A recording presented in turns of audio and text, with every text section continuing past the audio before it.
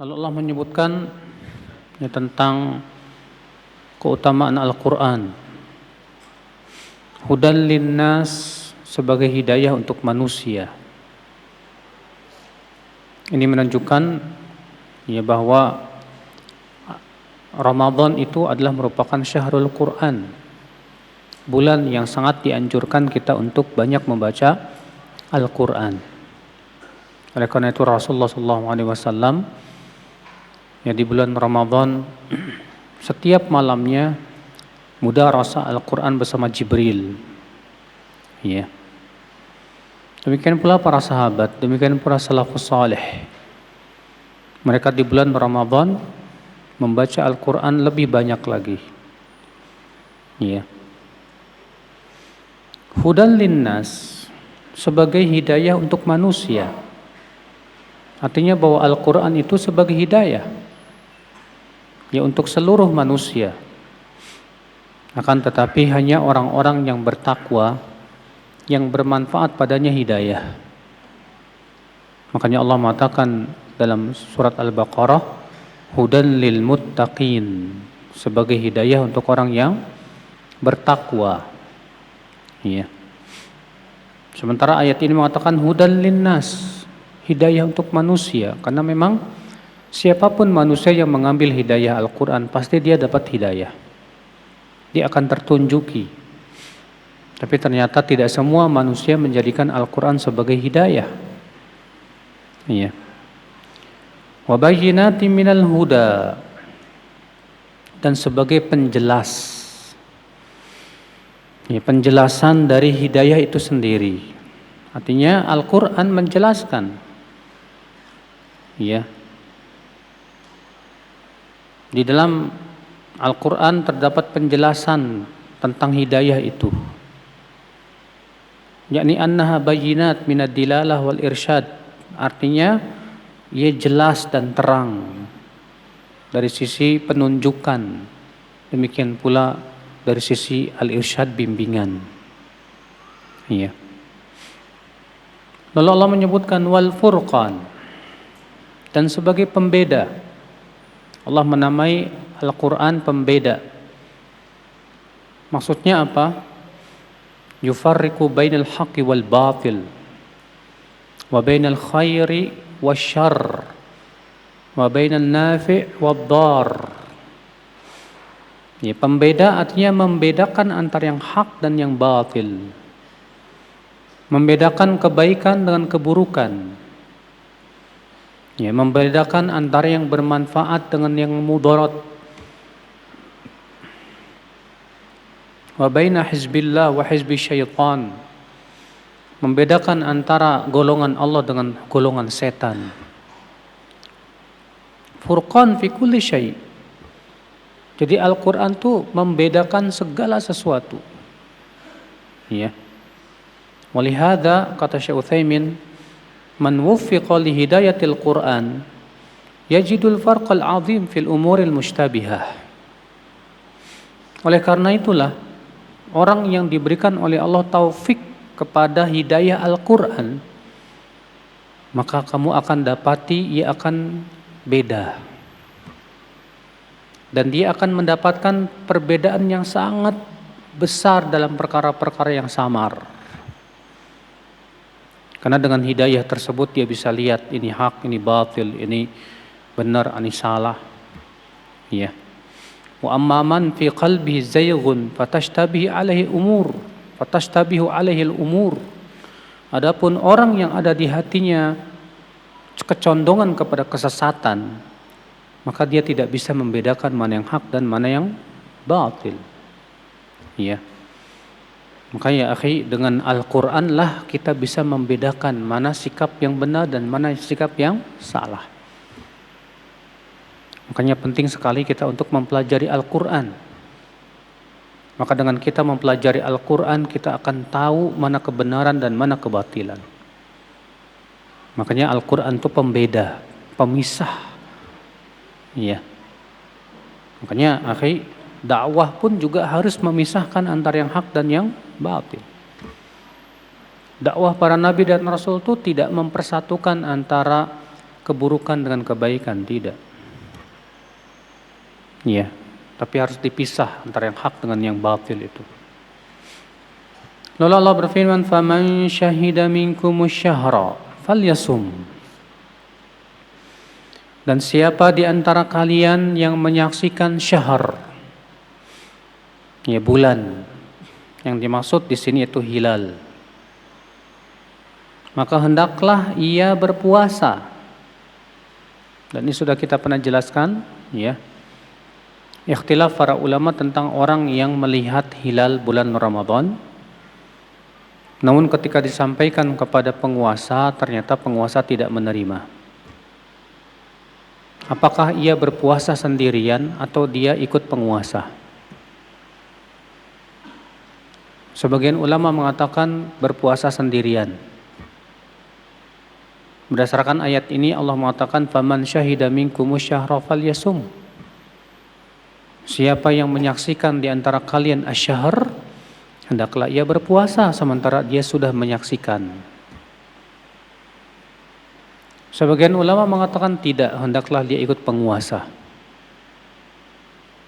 Kenapa? Karena Nabi SAW sabda, "As-sawmu yawma tasumun, wal fitru yawma tuftirun, wal adha yawma tudhahun." Saum itu pada hari kalian semua berpuasa. Beridul fitr itu pada hari kalian semua beridul fitr. Dan beridul adha pun pada hari kalian semua beridul adha. Iya. Pendapat yang rajih, pendapat yang kedua insyaallah. Artinya dia tidak boleh berpuasa sendirian. Karena sudah kita sebutkan kemarin pada pertemuan kemarin ya, minggu lalu, bahwa disebut syahr itu dari kata ishtihar, masyhur. Maka tidak disebut syahr kalau tidak masyhur. Kalau yang melihat cuma 1 orang, 2 orang dan tidak masyhur, maka tidak disebut syahr. Maka Allah mengatakan, "Faman syahida minkumus syahr." Siapa di antara kamu yang menyaksikan syahr? Sementara syahr itu dari kata ishtihar, yaitu apa? Masyhur. Ya. Dan disebut hilal dari kata istihlal. Artinya jelas untuk semua orang. Maka tidak disebut syahr kecuali kalau sudah masyhur. Dan itu yang dikuatkan oleh Syekhul Islam Taimiyah rahimahullah. Kita lanjutkan. Faman syahida minkumus syahra falyashum. Siapa di antara kalian yang menyaksikan syahr, maka hendaklah ia berpuasa. Wa man kana maridan. Dan siapa yang sakit, au ala safar atau ia safar bepergian jauh. Ya. Maka orang yang sakit tidak wajib puasa. Orang yang safar pun tidak wajib apa? Puasa. Maka kalau orang safar dia tidak puasa, orang sakit pun tidak puasa, fa'iddatun min ayyamin ukhar. Maka hendaklah ia mengganti dengan hari-hari yang lain. Ya.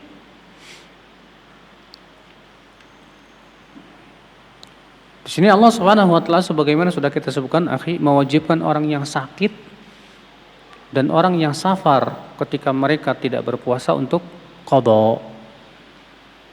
Ya. Dan al-amru lil faur. Dalam kaidah usul fikih mengatakan bahwa perintah itu pada asalnya hendaknya segera dilakukan. Tidak boleh diundur-undur kecuali kalau ada apa? Ya, maslahat yang lebih besar. Makanya Aisyah radhiyallahu anha mengatakan, aku tidak sempat mengqadha puasa Ramadan kecuali di bulan Sya'ban. Kenapa kata Aisyah, lima kanati Rasulullah SAW minni, karena kesibukan Aisyah melayani Rasulullah sallallahu alaihi wasallam. Iya. Lalu Allah Ta'ala berfirman, yuridullahu bikumul yusra wala yuridu bikumul usra. Allah menginginkan untuk kalian kemudahan dan Allah tidak menginginkan untuk kalian ya kesulitan. Ya. Allah menyatakan Allah menginginkan untuk kita umat Islam ini kemudahan, Pak. Maka Allah jadikan syariat Allah itu berupa salat, berupa zakat, berupa puasa, berupa haji, berupa semua perintah-perintah mudah, alhamdulillah. Orang yang menganggap berat salat itu karena penyakit hati, Pak. Karena dosa. Padahal kalau kita pikirkan salat itu mudah. Antum sekali sholat aja 5 menit kok, nggak sampai 10 menit terkadang. Iya. Antum sholat paling lama aja 15 menit terkadang. Hanya untuk 5 menit atau 10 menit atau 15 menit mudah. Ya. Itu pun hanya 5 waktu saja. Maka Allah Subhanahu wa taala jadikan syariat ini mudah. Alhamdulillah. Ya, terlebih ketika ada kesulitan semakin mendatangkan apa? Kemudahan. Ya. Faman syahida minkum ayuridullahu bikumul yusr. Allah menginginkan untuk kalian kemudahan. Tapi tentunya kemudahan yang dimaksud ya akhi, yaitu kemudahan yang sesuai dengan syariat. Ya, bukan kemudahan yang sesuai dengan hawa nafsu. Ya. Jadi menilai kemudahan itu bukan dikembalikan kepada hawa nafsu manusia. Akan tetapi menilai kemudahan itu kepada syariat, ya, kepada wahyu dari Allah Subhanahu wa taala. Lalu Allah berfirman walitukmilul iddah. Dan hendaklah kalian menyempurnakan bilangan jumlah bulan Ramadan itu. Walitukabbirullah. Dan hendaklah kalian bertakbir membesarkan Allah. Dijadikan dalil oleh sebagian ulama, itu Imam Syafi'i, bahwasannya takbir itu dimulai dari malam Idul Fitr. Iya. Kenapa? Karena Allah mengatakan hendaklah kalian menyempurnakan jumlah bulan Ramadan dan hendaklah kalian bertakbir. Sementara malam Idul Fitri, Ramadan sudah selesai. Maka dari itu kata Imam Syafi'i, dan ini madhab Imam Syafi'i, bahwa takbiran itu dimulai dari apa? Malam Id. Sementara sebagian ulama berpendapat bahwa takbiran itu dimulai dari semenjak keluar dari rumah pagi hari. Sampai menuju lapangan, sampai imam naik mimbar, baru selesai. Ya, hujah mereka adalah hadis yang dikeluarkan Ibnu Khuzaimah, adalah Rasulullah SAW dan beberapa sahabat, mereka bertakbir ya saat keluar rumah sampai ke mana? Ke musalla, ke lapangan. Iya. Namun kalau kita periksa sanadnya, ternyata sanadnya tidak sahih. Ya, kenapa? Karena kata Syekh Abdul Hasan Al-Ma'ribi, hadis ini cacat, adanya padanya illat. Itu adanya ittirab, keguncangan. Karena ya Az-Zuhri itu meriwayatkan terkadang menisbatkan kepada orang-orang. Terkadang menisbatkannya kepada sebagian sahabat. Terkadang menisbatkan, dan ini menunjukkan adanya keguncangan dalam sanadnya. Terlebih juga ya, ia diriwayatkan oleh Ibnu Abi Dzib dari Az-Zuhri, dan periwayatan Ibnu Abi Dzib dari Az-Zuhri itu kata Yahya bin Ma'in dhaif. Iya. Sehingga yang rajih hadis itu dhaif, tidak bisa dijadikan hujjah. Namun ada asar dari Ibnu Umar bahwa Ibnu Umar bertakbir dari semenjak ya dari rumah sampai ke mana?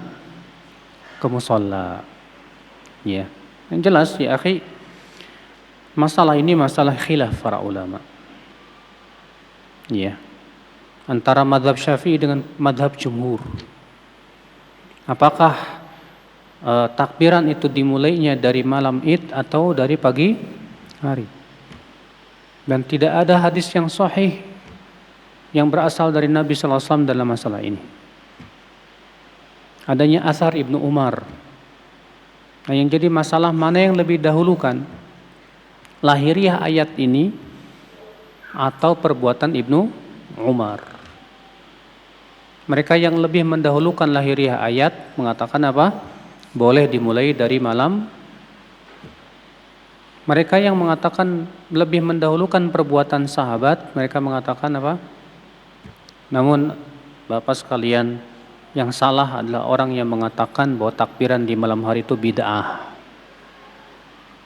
Karena tidak ada satupun ulama yang menyatakan demikian. Dan tidak ada pendahulunya mereka itu. Iya. Maka kalau antum memandang bahwa takbiran di malam Jumat itu yang rajih, silakan. Tidak perlu kita saling mengingkari apalagi menyesatkan dalam masalah ini. Iya. Allahu a'lam.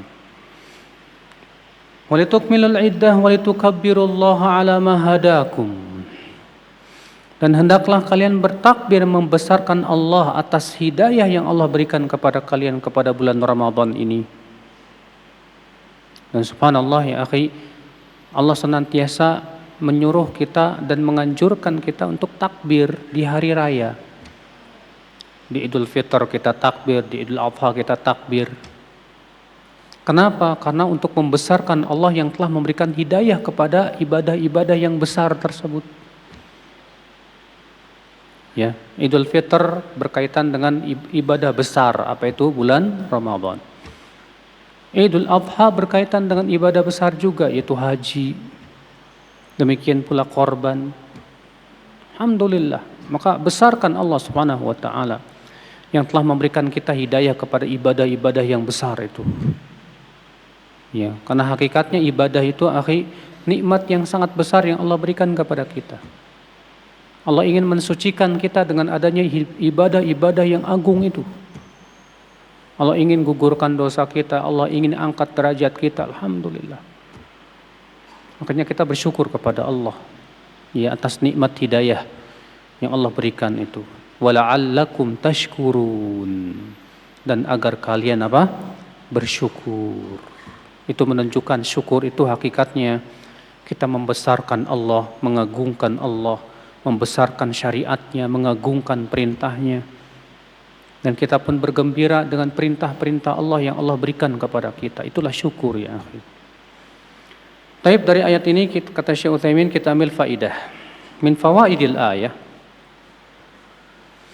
bayanul ayyamil ma'dudat allati abhamaha Allah azza wa jal fil ayati sabiqah bi anna syahrul Ramadan.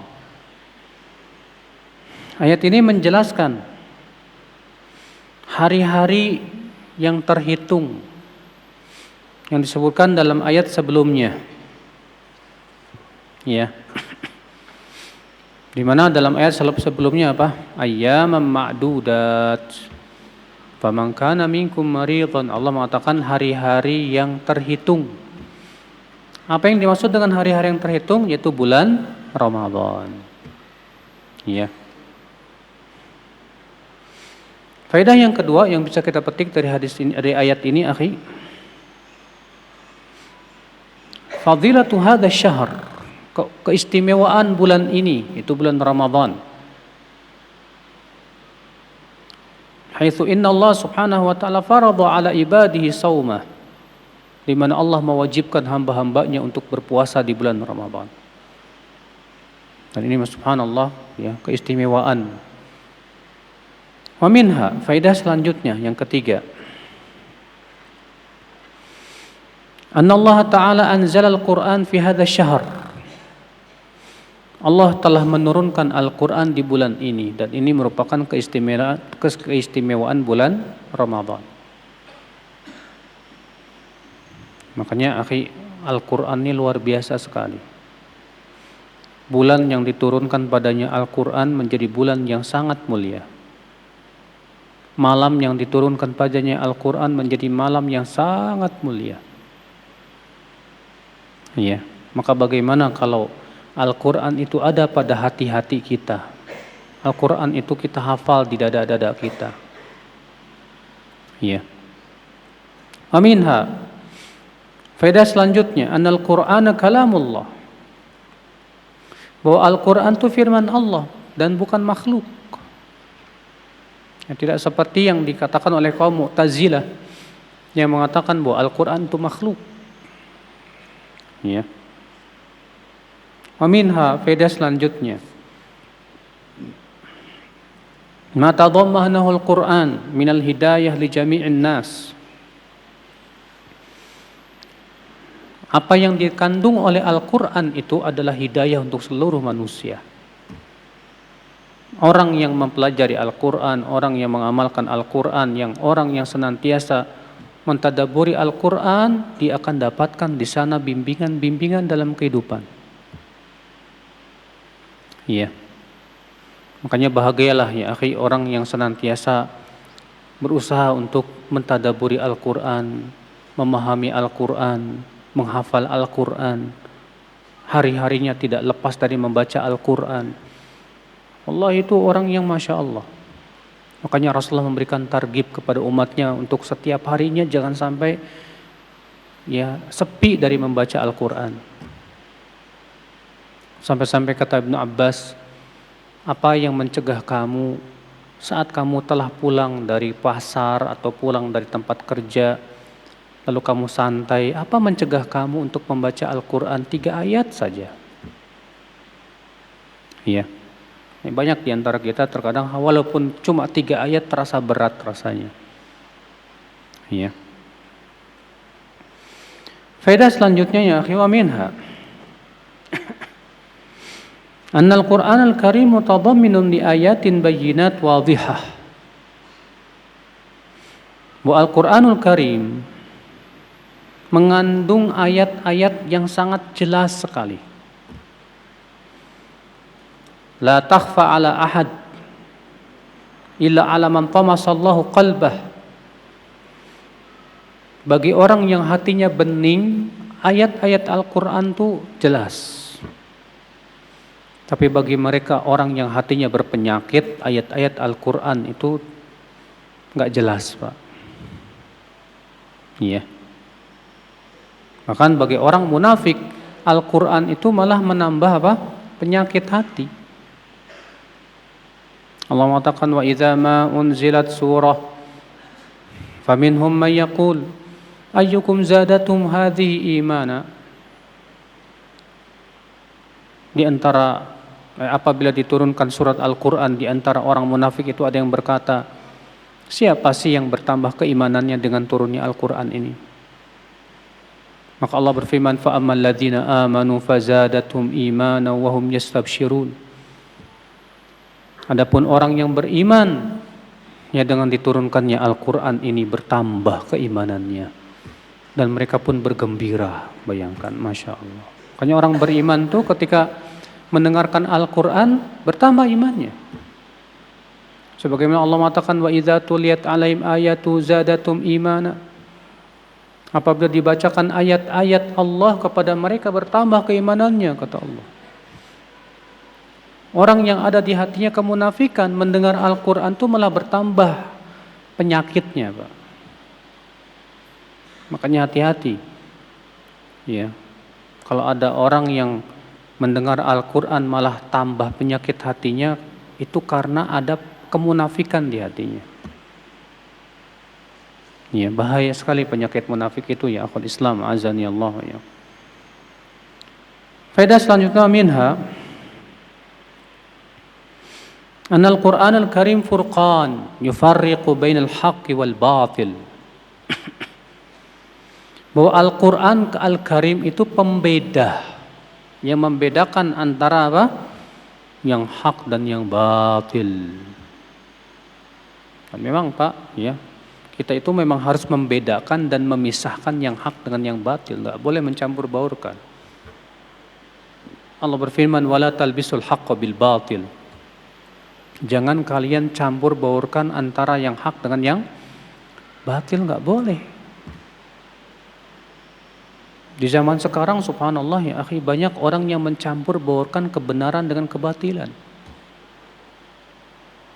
Dakwah tapi diiringi dengan musik. Musik jelas haram. Tapi kemudian dicampurkan yang haram dengan yang dianggap mereka itu baik. Ya. Subhanallah. Faedah selanjutnya minha wujubus shaum mata sabata dukhulu syahri Ramadan.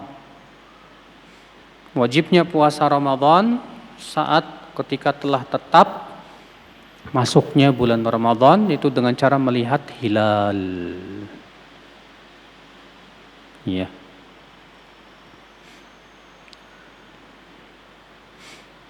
Maka ya akhi, Allah menyuruh berpuasa Ramadan dengan cara melihat bulan, bukan dengan cara menghitung hisab. Ya, makanya orang yang menentukan bulan Ramadan dengan hisab ini bertabrakan dengan ayat ini, Pak. Ayat mengatakan siapa di antara kalian yang menyaksikan bulan. Ayat tidak mengatakan siapa di antara kalian yang menghitung hisab. Maka dari itu orang yang menentukan Ramadan sebatas dengan hisab, kata Syekhul Islam Taimiyah Pak, maka ia telah tersesat dalam syariat, berbuat bid'ah dalam agama. Ya. Faedah selanjutnya, waminha at-ta'bir bi syahri Ramadan, qala ahlul ilm wa hadha aula wa yajuzu at-ta'bir bi Ramadan bi isqati syahr. Mengungkapkan kata syahrul Ramadan itu lebih bagus daripada Ramadan saja. Namun kalau kita mengungkapkan dengan Ramadan saja pun boleh. Kenapa? Karena Nabi bersabda, man shoma Ramadhana imanan wahtisaban. Siapa yang siam Ramadan karena iman dan berharap pahala. Apa-apa.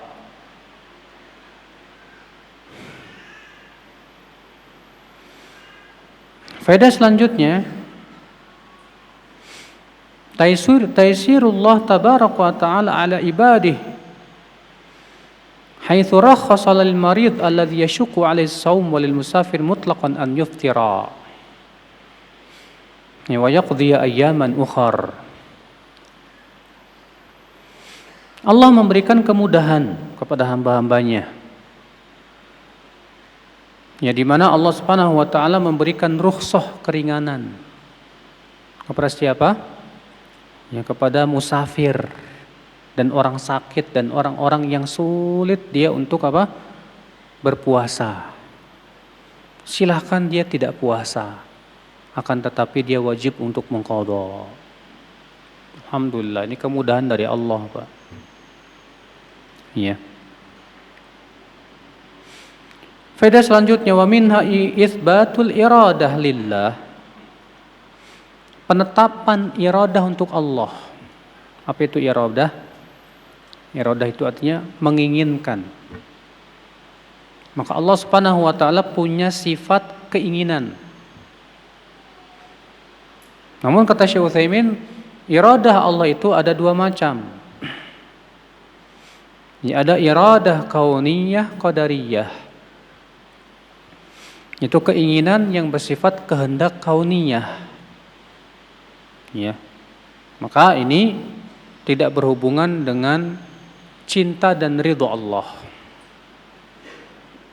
Dan yang kedua, iradah syar'iyyah diniyah. Itu iradah yang berhubungan dengan ridha Allah dan cintanya. Maka Allah terkadang menginginkan untuk mengadakan sesuatu bukan karena Allah ridha dan cinta kepadanya, tapi karena ada hikmah-hikmah di balik itu semuanya, hanya Allah yang Maha tahu.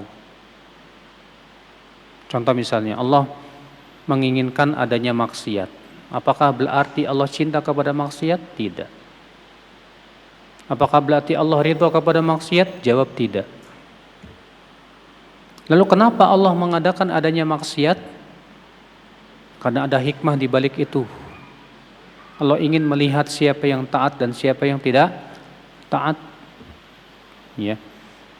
Maka juga dengan adanya maksiat terlihat siapa pengikut hawa nafsu dan siapa yang mengikuti wahyu. Allah menginginkan adanya berbagai macam keburukan-keburukan. Kenapa? Karena itu semua iradah kauniyah, qadariyah. Bukan berarti Allah ridha dan cinta kepada keburukan. Akan tetapi karena di sana ada hikmah yang sangat besar yang Allah inginkan. Iya. Maka dengan adanya baik dan buruk, terpecahlah siapa yang mengikuti kebaikan dan siapa yang mengikuti apa? Kebenaran. Allah menginginkan adanya perpecahan. Subhanallah ya. Umat Islam ini berpecah belah. Kenapa Allah menginginkan adanya perpecahan? Karena Allah ingin melihat siapa yang bersungguh-sungguh mencari kebenaran dan siapa yang tidak bersungguh-sungguh. Karena dengan adanya perselisihan, perpecahan di tubuh umat Islam, disitulah akan terlihat Pak, siapa yang memang betul-betul penuntut ilmu pencari kebenaran dan siapa yang selama ini hanya ngikutin hawa nafsu dan selera saja. Iya. Alhamdulillah. Setiap kali ada dakwah kebenaran selalu diiringi dengan adanya dakwah kesesatan. Kenapa? Padahal Allah mampu saja ya meniadakan dakwah kesesatan itu, bagi Allah mudah. Sengaja Allah jadikan seperti itu. Ada dakwah yang hak, ada dakwah yang batil. Dengan seperti itu akan terlihat siapa yang memang betul-betul mencari kebenaran. Hikmahnya besar sekali, Pak. Alhamdulillah. Iya. Makanya kita jangan sedih ketika ternyata banyak orang yang lebih menyukai dakwah kebenaran. Dakwah kebatilan, maaf. Karena terkadang dakwah kebatilan itu dibungkus dengan hal-hal yang sesuai dengan syahwat, Pak. Iya. Faedah selanjutnya, anna syariat Allah Ta'ala mabniyah 'alal yusr was suhulah. Wa syariat Allah dibangun di atas kemudahan. Ya, makanya Rasulullah bersabda, "Innad dina yusrun." Agama ini mudah. Alhamdulillah. Tapi ingat ya, sudah kita sebutkan bahwa mudahnya ini jangan disesuaikan dengan hawa nafsu. Mudah yang dimaksud di sini yaitu sesuai dengan wahyu. Wa minha, faedah selanjutnya. Annahu idza daral amru baina tahlil wa tahrim fima laysa al-aslu fihi at-tahrim fa innahu yaghlib janib at-tahlil atau yughallab janib at-tahlil li'annahu al-aisar wal ahabbu ila Allah. Kalau ada perkara ya yang diragukan ya, ini halal apa haram, selama pada asalnya bukan haram, maka kita katakan pada asalnya halal. Beda kalau misalnya suatu perkara itu pada asalnya haram, Pak. Contoh misalnya, masalah daging, kata para ulama, pada asalnya itu haram. Kalau antum menemukan daging dan antum ragu ini daging halal atau daging haram, maka pada waktu itu nggak boleh dulu dikonsumsi sampai jelas akan kehalalannya. Karena pada asalnya daging itu apa? Haram. Masalah ibadah pada asalnya apa? Nggak boleh. Maka kalau antum misalnya ragu apakah ini ibadah sunnah atau bid'ah, maka pada asalnya antum tidak boleh melakukan terlebih dahulu. Nah, kalau misalnya permasalahan ini tidak diketahui apakah asalnya haram atau halal, maka kita katakan dikuatkan halalnya. Kenapa? Karena halal itu lebih mudah. Sementara Allah menginginkan kemudahan. Ya, Allah menginginkan apa? Kemudahan. Ya. Faedah selanjutnya ya akhi, wa minha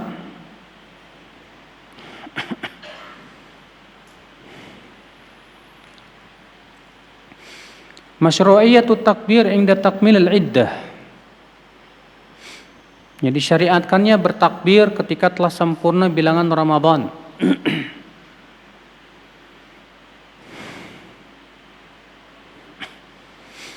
Ya, kenapa? Karena Allah Subhanahu wa taala menyebutkan dalam ayat ini, ya hendaklah kalian menyempurnakan bulan Ramadan.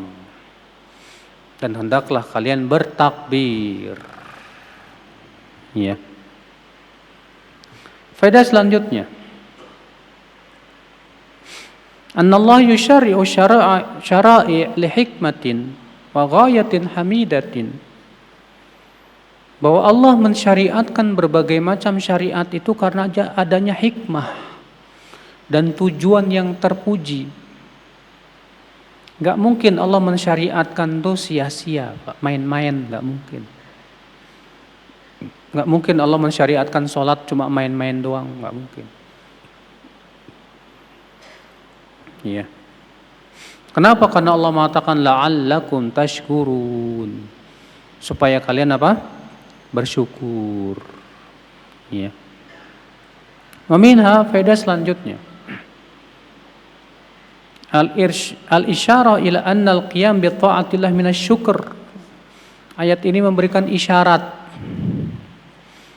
bahwa melaksanakan ketaatan kepada Allah itu termasuk syukur. Maka kalau kita puasa Ramadan, kita telah bersyukur kepada Allah. Saat Ramadan telah selesai lalu kita bertakbir, kita telah bersyukur kepada Allah.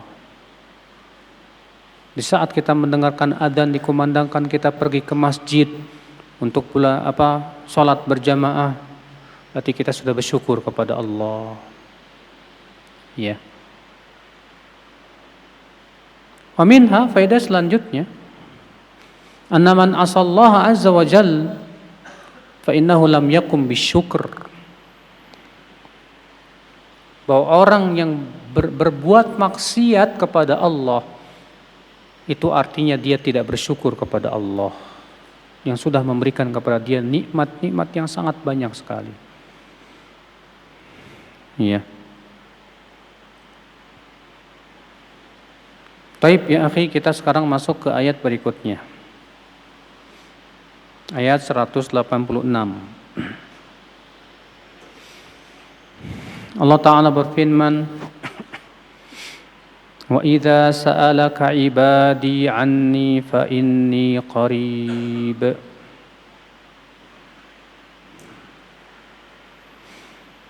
Apabila hambaku bertanya kepada engkau wahai Muhammad tentang aku, fa inni qarib, maka sesungguhnya aku dekat. Apa maksudnya dekat di sini? Apakah dekat zat Allah dengan kita? Keyakinan Ahlussunnah wal Jamaah bahwa Allah beristiwa di atas arasy. Allah zatnya beristiwa di atas arasy. Akan tetapi Allah mendekat kepada hamba-hambanya sesuai dengan kehendaknya. Contoh misalnya, sebutkan dalam hadis Allah turun ke langit dunia pada sepertiga malam terakhir. Berarti Allah mendekat kepada hambanya. Iya. Apakah berarti ketika Allah turun ke langit dunia artinya arasy Allah kosong dari zatnya? Tidak. Karena Allah Maha Besar. Yang jelas kita yakini bahwa Allah beristiwa di atas arasy dan Allah mendekat kepada hambanya sesuai dengan apa yang Allah kehendaki. Dan ayat ini tidak boleh dipahami bahwa Allah berada di mana-mana. Karena sebagian orang mengatakan begitu. Allah mengatakan fa inni qarib, aku dekat. Tuh lihat. Berarti kalau yang namanya dekat, Allah ada di mana-mana dong. Maka kita katakan ya akhi, Allah Subhanahu wa taala mengatakan Ar-Rahmanu 'alal 'arsy istawa. Ar-Rahman beristiwa di atas arasy. Allah juga berfirman huwallazi khalaqas samawati wal arda fi sittati ayyam tsumma istawa 'alal 'arsy. Dialah yang telah menciptakan langit dan bumi dalam 6 hari, kemudian istiwa di atas arasy. Allah juga berfirman, ilaihi yas'adul kalimut thayyib wal amalus salihu yarfa'uh. Kepada Allah lah ucapan-ucapan yang baik itu naik, dan amalan soleh pun Allah angkat kepadanya. Itu menunjukkan Allah berada di atas. Allah berfirman, inna anzalnahu fi lailatul qadar. Sesungguhnya kami telah menurunkan Al-Quran, dan yang namanya menurunkan itu dari atas ke bawah. Jadi apa makna qarib dalam ayat ini? Ya, Allah menjelaskan di situ makna qarib. Allah mengatakan ujibu da'watad da'i idza da'an. Aku mengijabah doa orang yang berdoa kepadaku. Artinya ijabah Allah itu kedekat ya. Allah dekat dengan ijabah hamba ya kepada hamba-hambanya. Apabila seorang hamba itu minta kepada Allah, maka Allah dekat ijabahnya. Artinya bahwa setiap permintaan hamba pada asalnya pasti diijabah oleh Allah Subhanahu wa taala ya. Sebagaimana dalam Musnad Imam Ahmad disebutkan bahwa seorang mukmin pasti doanya diijabah dengan 3 perkara. Yang pertama, diberi apa yang dia minta. Dan yang kedua, disimpan di dalam surga. Dan yang ketiga, yaitu diselamatkan dari mara bahaya. Iya. Akhir Islam azani Allah wa iyyakum. Lalu kemudian Allah Subhanahu wa taala menyebutkan sebab ijabah apa? Apa yang menyebabkan doa kita diijabah? Allah mengatakan falyastajibu li. Hendaklah mereka mengijabah panggilan Allah. Artinya kalau kita mengijabah panggilan Allah, Allah akan ijabah doa kita insyaallah. Maka ketika kita mengijabah panggilan Allah untuk Ramadan, puasa, itu sebab doa kita diijabah. Ketika kita mengijabah panggilan adzan, pergi sholat, itu menunjukkan sebab diijabahnya panggilan apa? Iya. Baik. Sudah Isya. Semoga yang saya sampaikan bermanfaat. Insyaallah kita lanjutkan pada pertemuan yang akan datang. Subhanakallah bihamdik. Asyhadu an la ilaha illa anta astaghfiruka wa atubu ilaik. Assalamualaikum warahmatullahi wabarakatuh.